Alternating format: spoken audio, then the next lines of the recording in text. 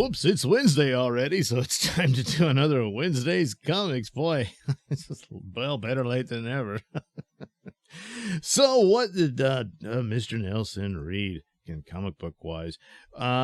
Recently I read some Batman comics. Had been hearing that Chip Zdarsky is doing a good job on Batman. Recently took it over, and there's been 3 issues, I think. That's the 3 I have read, Batman 125 through 127.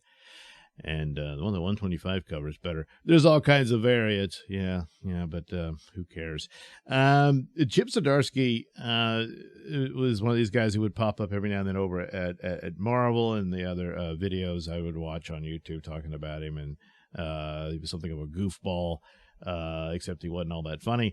But it seemed to prove to be a solid writer, which is what the industry desperately needs, but doesn't spend a lot of time looking for. So I'd heard this. Apparently he did a good job on Spider-Man, but I just was so burnt out on Marvel. I just didn't take the time to look into it. Thought about doing it, just didn't. And so this popped up again now, after seeing what Mark Waid was able to do with World's Finest, which is very good. It's easily the best, mainstream superhero title out today. Surprisingly enough, because as I've said, I don't care for Mark Waid, knowing how he is. But when you do good work, you do good work. He did good work. And as for Chip Zdarsky, I don't really have any real opinion of him. I've heard other people have problems with him here and there, but nothing all that serious. And so was constantly hearing wow, now we finally got some, because you've had Batman Wasted with Tom King, who's just awful. A lot of people loved Scott Snyder. I don't see it. Now, I haven't read Court of Owls, so I need to get into that and see, what the whole deal was there. So that, to be fair, I came in on him with the Dark Knight's Metal thing and all that. I just thought that was a colossal waste of time. It had its moments. There was some, silly stuff in it that, got a chuckle here and there.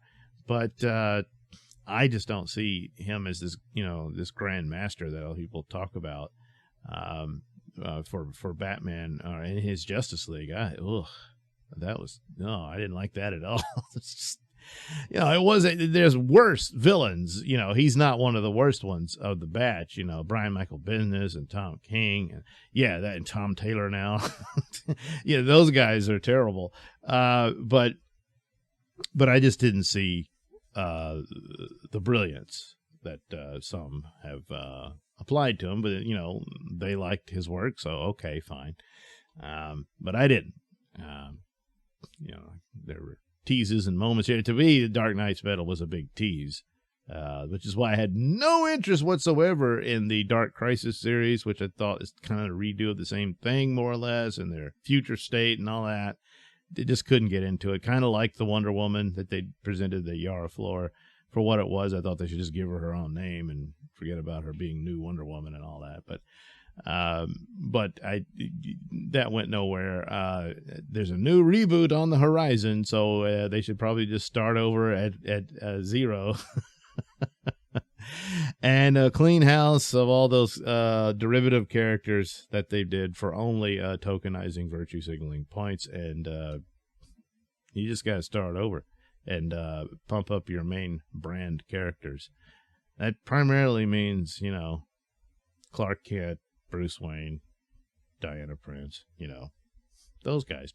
Anyway, so Chip Zdarsky came in on Batman, and I've been hearing, hey, he's doing a good job. And so I dove into these. And so it starts off with this revenge plot by the Penguin. And it was like, I'm reading it, and there's all these murders, and he's murdering people because he's jealous of them, because they're all billionaires, but he was never accepted by them. And because, well, he's a criminal. He's this mob boss out of the Iceberg Lounge, which I always thought was a great idea. I mean, Penguin was, for the early decades, just another colorful criminal. with his umbrella guns and all that sort of stuff, and would, steal and whatnot. But for him to be this sort of mobster type guy, it fits, especially even with his look and everything. It fits, and that Penguin is just sort of this nickname he gets, like, the old days of the mob, they would all get nicknames and stuff like that. And so it was really good. And so having been out for a while, and then I come into this, and he's just committing murders all over the place. But then you get, there's an imposter. Of course, it's Clayface, and then but still, it's Penguin orchestrating it all, and it's all this revenge plot because he's dying, and he can't stand the fact that he's dying, and they get to go on living and all this sort of thing. So that's what he does, and all of it was to lure Batman in to him so that he could frame Batman for his death, which he successfully does. Everyone believes that Batman murdered the Penguin. And so, the Penguin's dead. Well, and so meanwhile, Batman, after being broken by Tom King, the worst villain he's ever had to face, from all that mess, he's all depressed. And so I don't hold that against Zdarsky. I think he has to acknowledge that, because they're maintaining the continuity until the reboot. So he's dealing with that. Hopefully he can clean up. This is only 3 issues in, so I can't quite blame him with that, but it does sort of drag it all down. But this is the position that Batman's in. He's lost his money. I believe that was what Joker wore and all that. It's a plot that's happened before, but okay, whatever. So he's not completely broke, but he's not a billionaire anymore. And so he's having to do things on the cheap and whatnot. Of course, Alfred had died, so I'm not a fan of that. But hey, the reboot's coming, so so anyway, so he's a little lost and flailing, but he still has all his kids, his army, and so he's guilt-ridden by putting them in danger and all this stuff. But the mission's so important and all that. So these are elements you've seen quite a bit through Batman, and that's what they explore here, mostly through Tim Drake, who is his main Robin for this story. Dick Grayson's Nightwing shows up. The girls, Cassandra Cain's there, but she doesn't say or do anything. Stephanie's there, but she gets severely beaten and knocked out. All because we are introduced to a new villain, apparently, called Failsafe. Well, Failsafe, what's that? Well, it's this android that grows up out of the Batcave, and it's activated for some reason, and it's basically like Batman Terminator, I guess, and it's unstoppable. It's super powerful. It apparently has some derivatives of a meso technology, so really these street level vigilantes are no match for it, and it's chasing down Batman to kill him, and it really beats Batman. He's on his last leg. Tim Drake saves him after Batman had to save Tim Drake because he got severely injured during Penguin's assassination attempts. But anyway, they make it back to the old cave because Batman has a backup plan. What is it? Well, do you remember Zur-In-Ah from the Rest in Peace Batman story? I didn't care for it then. I understood that it was Grant Morrison yet again making an homage to the past weirdness of Batman in the early days when, he'd go in outer space. You had Batmite, all kinds of stuff like that. So he does this tribute to it, but reimagines it as this safety identity that Batman uses when he needs it. Which is just... Look, Batman's just as crazy as all his villains. He belongs in Arkham with the rest of them. And that's the deal as it goes for them.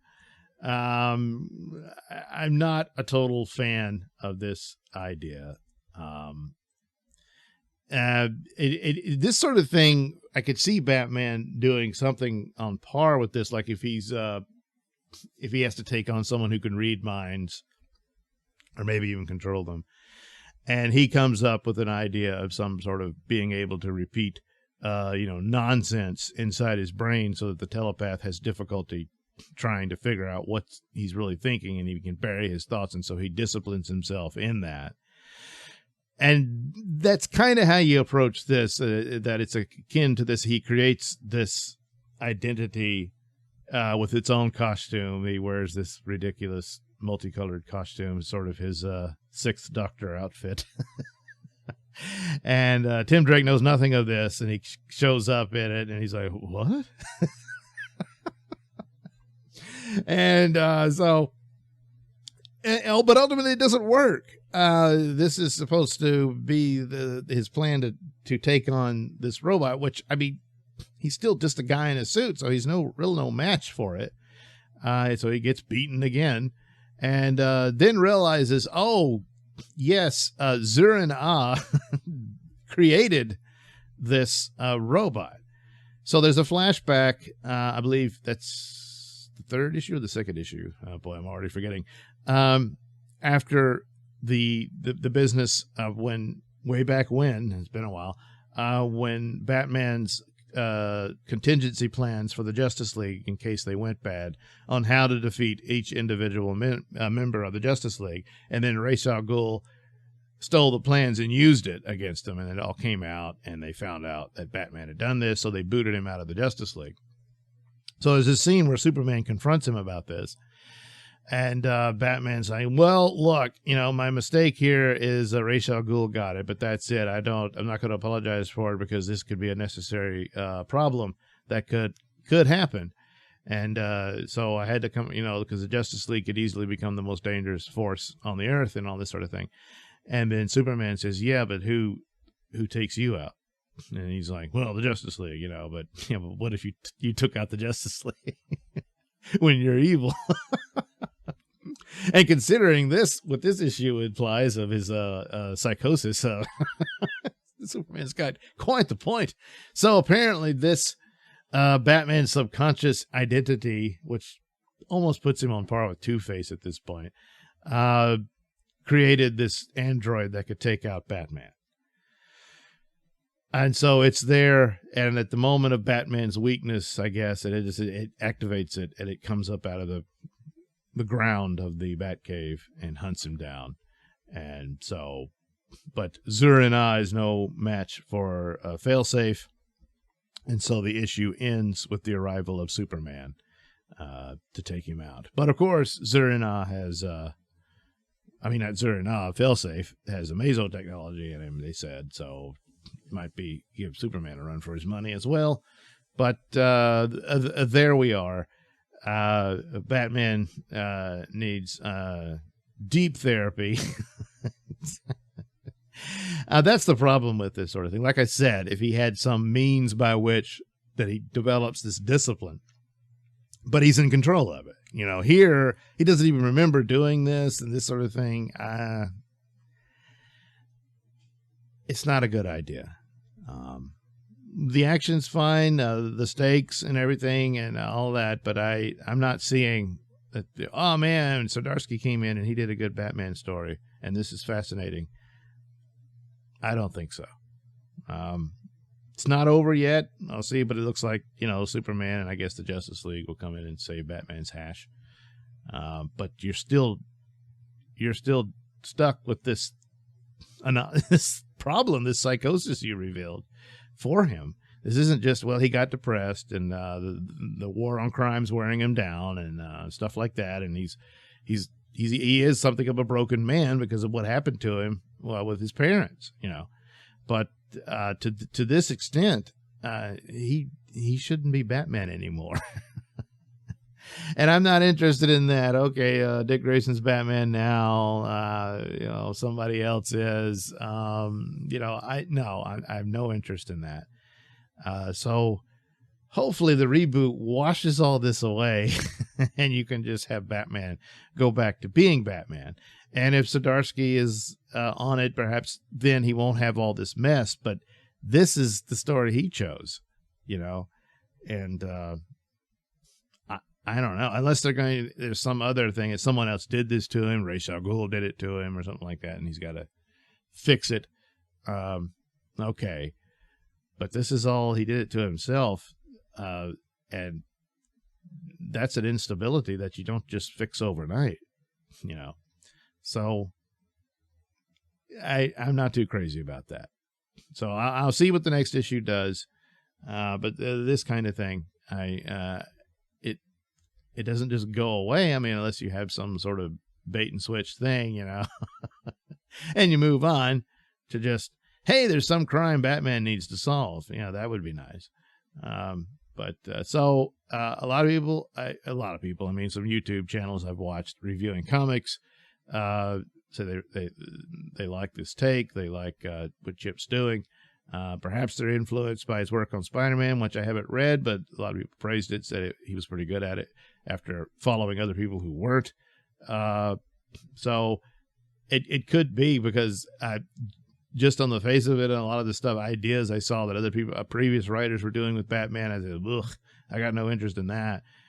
This isn't as bad as that, so maybe that's like, oh, this is a breath of fresh air.